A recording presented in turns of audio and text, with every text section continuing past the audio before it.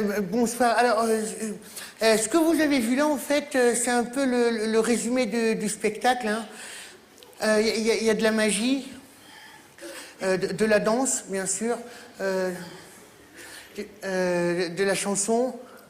Et bon, je fais aussi un peu d'hypnose le mercredi.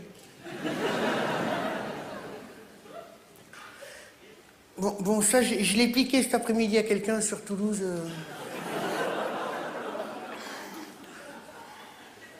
Il viendra se chercher, on va pas... Bon, alors, je fais un peu d'hypnose. Vous vous appelez comment, madame? Gisèle? Ghislaine, d'accord. Je vais vous hypnotiser, d'accord?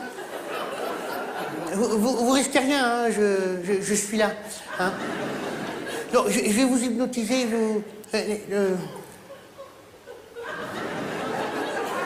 Non, attendez, arrêtez parce qu'il faut qu'elle dorme. Hein. Après, les gens vont dire, oui, Jean-Jacques, il est gentil, mais bon, elle dort pas, quoi. Alors, il danse bien, mais alors, question hypnose, il est pas... Non, alors, surtout, Gisèle, ne vous regardez pas mes doigts, ça sert à rien, les doigts. Hein, si c'était les doigts qui comptaient, je me le ferais sur moi. Hein. Vos paupières sont lourdes. Et vos amis aussi. Arrêtez un peu.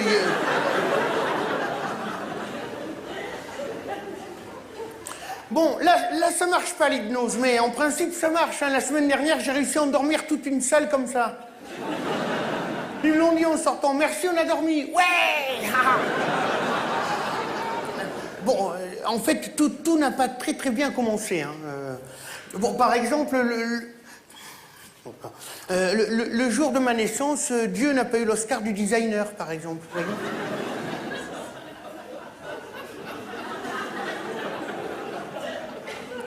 Même la sage-femme, elle a cru que j'arrivais par le siège.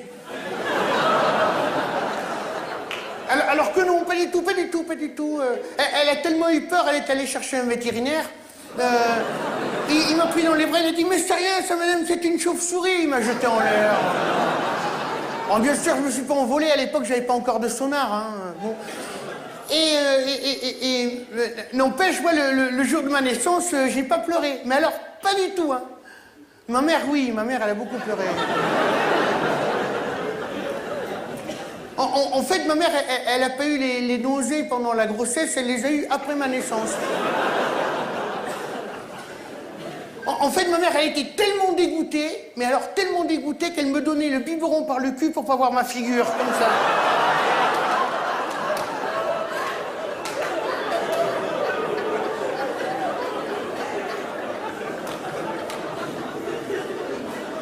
Bon, dans un sens, t'as mieux, parce qu'en fait, ça m'habituait au thermomètre. Parce qu'en fait, ma mère, elle confondait le thermomètre et le baromètre, vous voyez? Bon, alors bien sûr, quand j'avais une poussée de fièvre, ça marquait ton variable.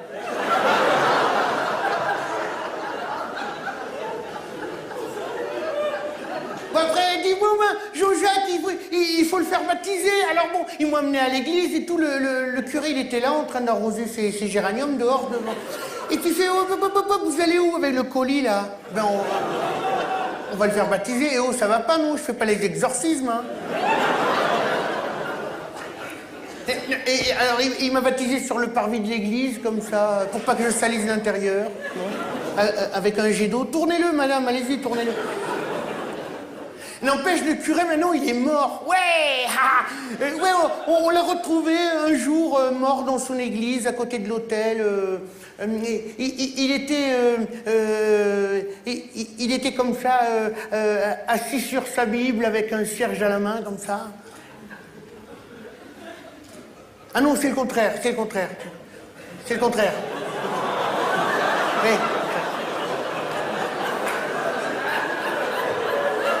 Oui, il y avait le cierge... la Bible à la main. Après, ma mère, elle a dit, bon, bah, Jean-Jacques, il faut aller en colonie de vacances maintenant. Ouais! Et ils m'ont collé à la DAS pendant 6 ans. Alors, ça correspond à peu près à l'époque où mes parents, ils ont divorcé, hein, parce que mes parents, bon, ils divorçaient, et alors, en fait, ils se battaient pour, en plein divorce, hein, ils se battaient pour savoir lequel allait avoir la garde de l'enfant. Et c'est mon père qui a gagné, parce que le juge, il m'a confié à ma mère. Et... en fait, mon père, après, il est mort dans un accident de la route. Parce que, oui, après le divorce, mon père, il dormait en face de la maison, sur un trottoir. Et un jour, ma mère, elle est venue, elle s'est garée un peu trop près, quoi. Alors, bon, on peut pas dire qu'ils sont morts dans un accident de la route. Enfin, la tête, oui, mais pas le reste, quoi. Alors après, j'ai rencontré des filles. Ah, c'était bon, les filles. Un jour, il y a une fille qui m'appelle, me dit, Jean-Jacques, viens vite à la maison, il n'y a personne. J'y suis allé. Effectivement, il n'y avait personne.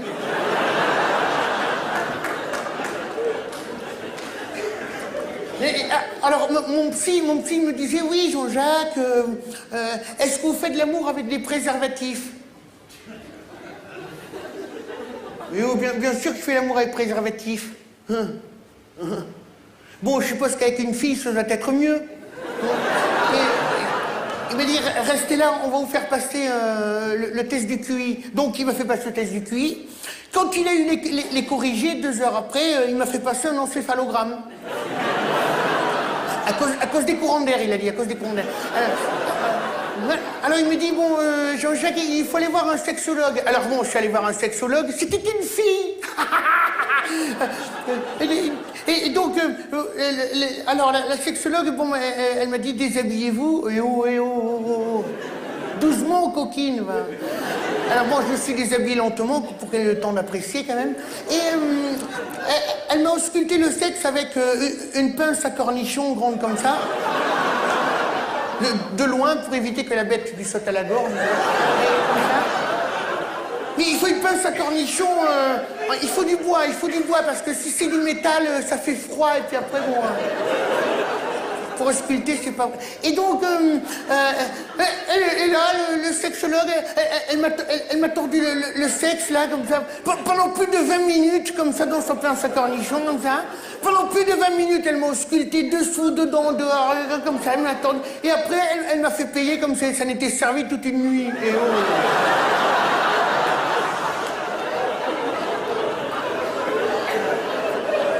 Et c'est à ce moment-là que j'ai rencontré ma fiancée. Bon, elle a jamais su, hein, non plus. Et donc, elle était à la sortie de l'hôpital parce que j'adore me promener devant les hôpitaux parce que je trouve que ça sent bon.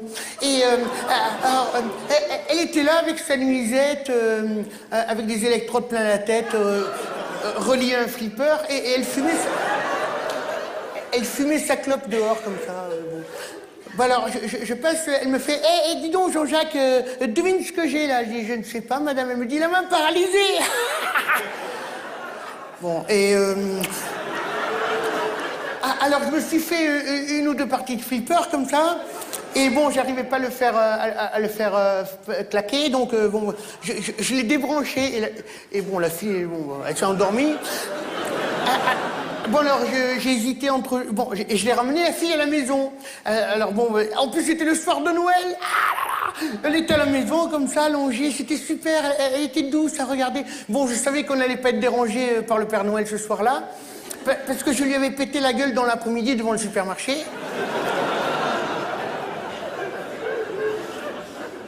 Eh ben ouais, quand on t'écrit, tu réponds, c'est tout. Alors je commence à caresser la fille comme ça, qui dormait toujours. Bon, je l'avais nettoyée parce qu'elle sentait un peu fort l'hôpital.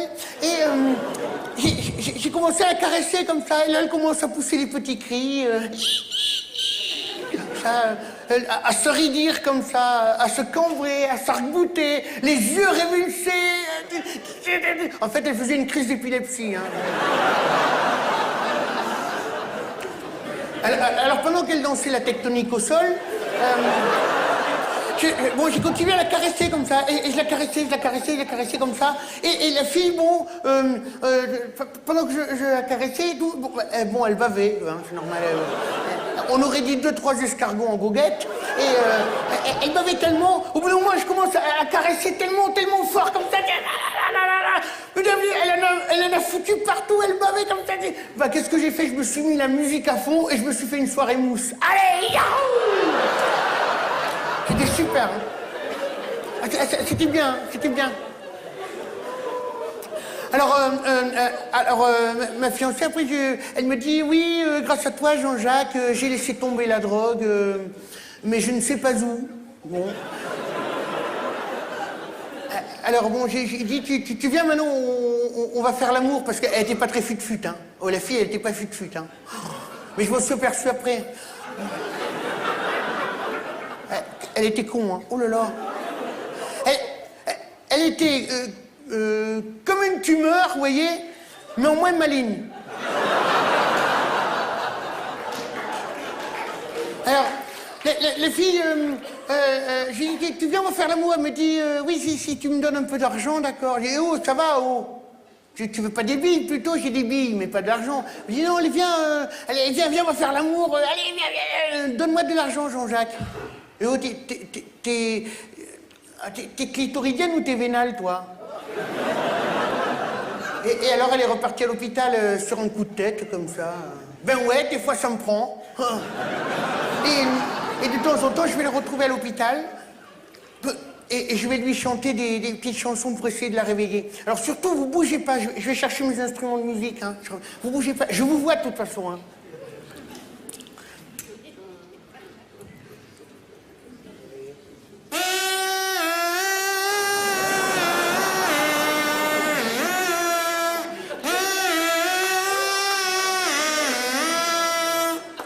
Et voilà. Alors ça s'appelle des kazoo. C'est pour les gens comme moi qui ne savent pas jouer à la musique, au kazoo, on leur donne ça.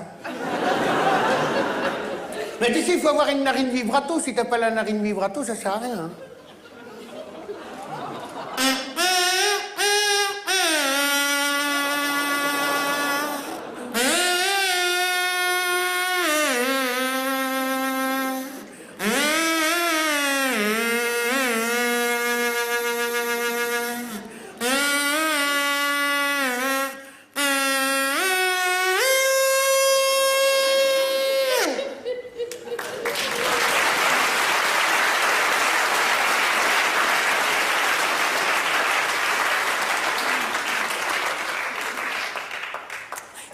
Et donc, pour ça, c'est bien pour te décorer le sapin à Noël. Bon, sauf que ça fait des guirlandes vertes, quoi. Oui, c'est pour ça que c'est mieux d'en jouer l'été que l'hiver, parce que dès qu'on est le nez un peu pris... Mais que, les gondoliers à Venise, comment ils font? Ils ont les mains prises, ils peuvent pas jouer, ils jouent avec ça.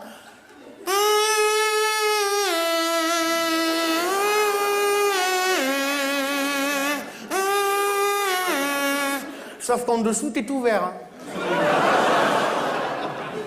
Alors, ma fiancée, donc, parce que j'en ai pour tous les orifices. Hein. Eh ouais. Tadam.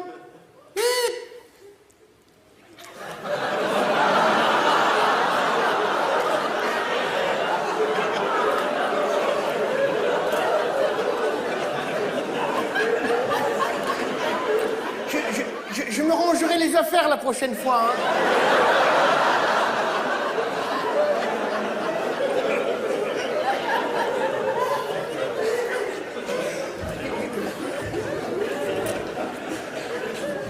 Je vais vous chanter les chansons. Alors, bon, elles sont courtes, comme ça aura au moins le mérite de ne pas vous ennuyer. Oh, non. Il faut être...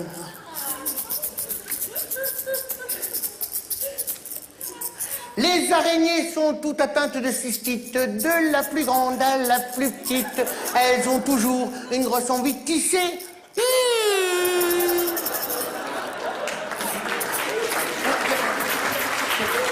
C'est pas là. Il faut attendre un peu encore. Au début de l'automobile, il y a de ça 100 ans, les piétons de toutes les villes avaient plus d'accidents, car les feux rouges, hélas, étaient en noir et blanc.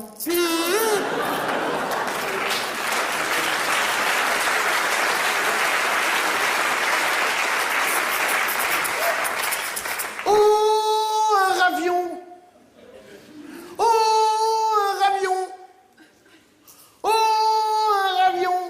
il doit y avoir un hydravion.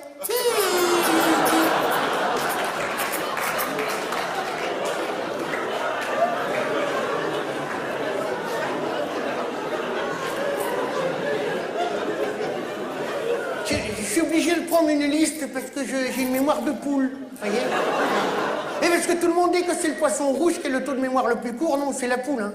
C'est ce qui permet à la poule de pondre le lendemain sans aucune appréhension, alors que la veille, elle s'est déchirée en pondant. Hein. Parce qu'il y a des gens qui disent, oui, la poule, elle chante, elle a fait... Elle chante pas, hein, elle se plaint. Mais vu que c'est en poule, on comprend pas. Voilà.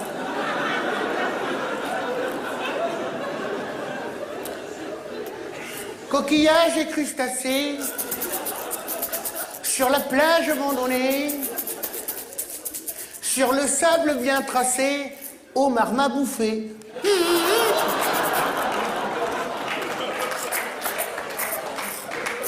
Alors tout ce que vous avez entendu jusqu'à présent, c'était en ré mineur, d'accord? On fait que des ré mineurs. Et maintenant, c'est en sol ciré. La concierge éphémère, quand on lui demande qui est le père, elle répond quand je suis dans l'escalier. J'ai pas le temps de me retourner.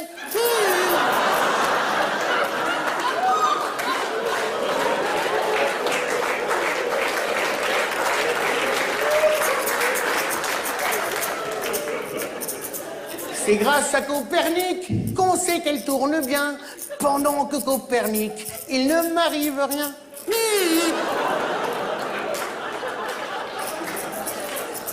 Dans Casimir, il y a quelqu'un, et dans Maïté aussi. Non, attendez, elle n'est pas finie. Elle n'est pas finie. Dans Casimir, il y a quelqu'un, et dans Maïté aussi, mais moins souvent.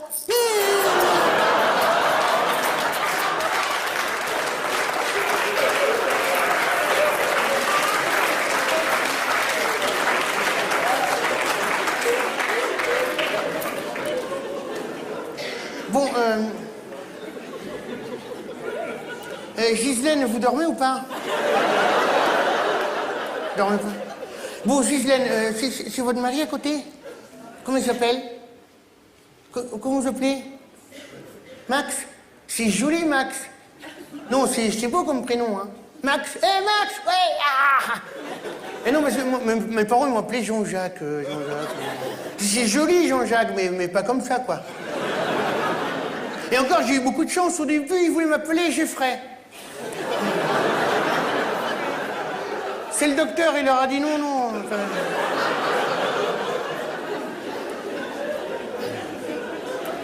Bon, c'est votre épouse alors non? Vous êtes venu comme ça, illicitement Et vous n'avez pas de mari, ça? Vous en cherchez un?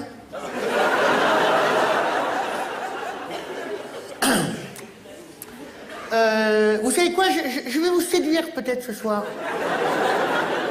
Avec de la magie. On vous a déjà fait de la magie? Vous allez voir. Si, je... Si, non, vous montez pas, j'ai pas dit qu'il fallait monter sur scène, j'ai pas dit ça. Je vais vous faire de la magie, je vais vous subjuguer. Demain matin, vous allez être ici, devant l'Altigone, vous êtes en train de bouffer des bouts de mon affiche, comme ça. Oui, vous êtes subjugué, vous allez voir. Maestro, musique!